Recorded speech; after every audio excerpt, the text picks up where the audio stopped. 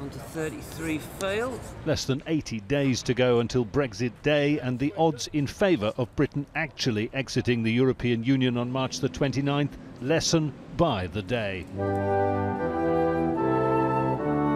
2.5 years since Britain voted to leave, and the country is run by a government that lost its majority in an ill-judged election, going on to secure a Brexit deal with Brussels that's loved by Prime Minister Theresa May, loathed by many others. Critics see it as a surrender of British sovereignty, a trap binding Britain to the EU's customs union.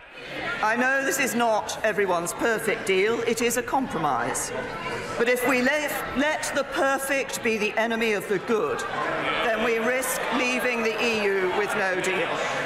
And while the prospect of no deal was demonstrated with a fake traffic jam by the Department of Transport, who promised long queues and lengthy customs checks at UK borders, others in government have warned of grave consequences if the PM's deal is voted down.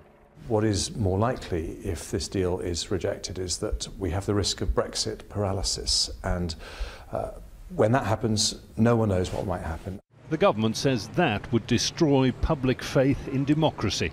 Not that there's much of it around. We are closer now to stopping Brexit than ever. Hell will freeze over before she gets that deal through Parliament. How do we get out of this mess? Well, I've got on my poster, just accept World Trade Organisation and leave on those terms. No deal and Britain will be fine? Well, that is a deal. World Trade Organisation is a deal. That's a deal with the whole world. These are extraordinary times in the history of this ancient democracy. A country bitterly divided, a government clinging to power by its fingernails, and a parliament that doesn't seem to want the deal on offer, but can't agree on very much else. And an opposition leader, himself a lifelong Eurosceptic, determined to do what the EU says it won't, renegotiate the Brexit deal.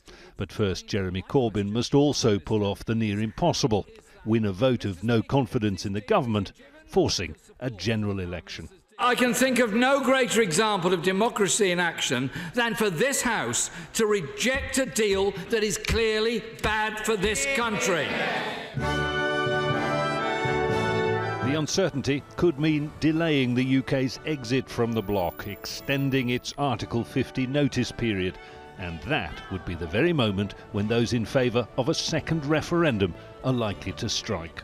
Campaigners for a so-called people's vote believe the time is close, when Britain will have no other option. Jonah, Al Jazeera, London.